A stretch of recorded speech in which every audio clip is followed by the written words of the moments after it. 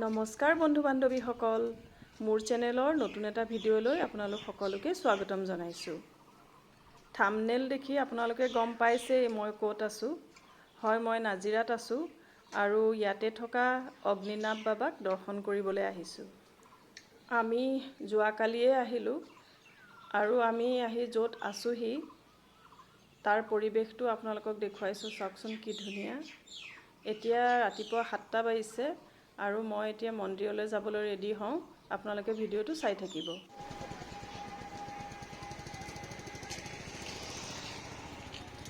এয়া আমি মন্দিৰ আহি পালোহি। এতিয়া বলক ভিতৰলৈ যাওঁ।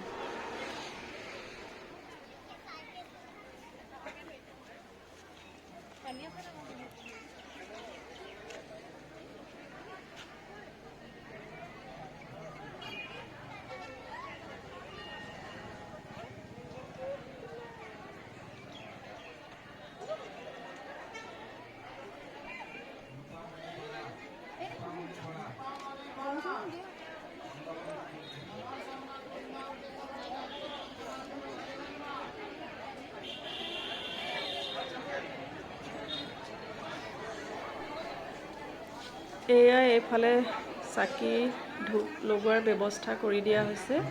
আমিও ইয়াতে চাকি ধূপ লগাই লওঁ।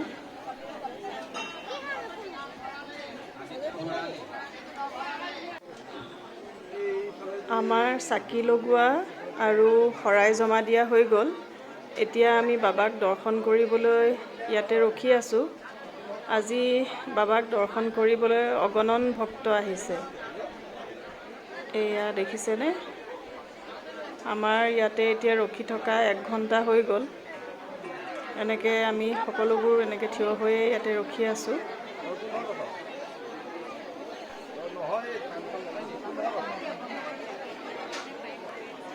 এয়া দেখিছেনে?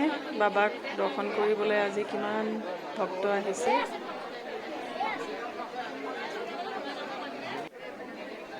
এয়া আমি ৰখি ৰখি এতিয়া বাবাৰ ওচৰ পাইছোঁহি আৰু।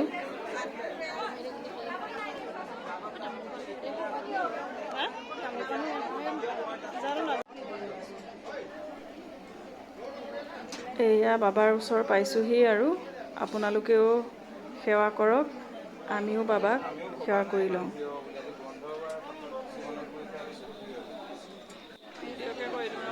এয়া হৈছে শিক্ষা বাইদেউ। এই মন্দিৰ ভাগ এই বাইদেউগৰাকীৰে হয়। এতিয়া সকলো এনেকৈ ৰখি আছে বাইদেউৰ আশীৰ্বাদ ল'বলৈ। আমিও বাইদেউৰ আশীৰ্বাদ লৈ আহিলোঁ। বহুত দিনৰ আশা এটা আছিল অগ্নিনাভ বাবাক দৰ্শন কৰাৰ। আজি সেই সৌভাগ্যকণ হ'ল। বাবাক ধুনীয়াকৈ দৰ্শন কৰিব পাৰিলোঁ। লগতে শিখা বাইদেউকো লগ পালোঁ, তেখেতৰ পৰা আশীৰ্বাদ ল'লোঁ। আপোনালোকো আহিব অগ্নিনাভ বাবাৰ ওচৰলৈ। বাবাই সকলোৰে মনৰ ইচ্ছা পূৰ্ণ কৰিব। সকলোখিনি হৈ গ'ল। এতিয়া এয়া শৰাই ল'বলৈ ৰখি আছোঁ। এজন এজনকৈ নাম মাতি মাতি শৰাই এয়া দি আছে। অগ্নিনাভ মন্দিৰৰ কথা সকলোৱে জানে যে বাবাক পূজা কৰিলে মনৰ ইচ্ছা পূৰ্ণ হয় বুলি। নিঃসন্তানসকলে বাবাক ধ্যান কৰি সন্তান লাভ কৰিছে, বেমাৰ আজাৰ ভাল হৈছে, মানে সকলো ধৰণৰ মনৰ ইচ্ছা বাবাই পূৰ্ণ কৰে। যিসকলে অগ্নিনাভ শিৱ মন্দিৰৰ কথা আৰু ভালকৈ জানিব বিচাৰে, তেওঁলোকে ফেচবুকত গৈ অগ্নিনাভ শিৱ মন্দিৰ বুলি মাৰি চাব। তাতে আপোনালোকে সকলোখিনি পাব।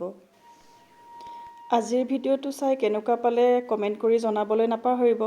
লগতে লাইক, শ্বেয়াৰ আৰু মোৰ চেনেলটো ছাবস্ক্ৰাইব কৰি দিব। ধন্যবাদ।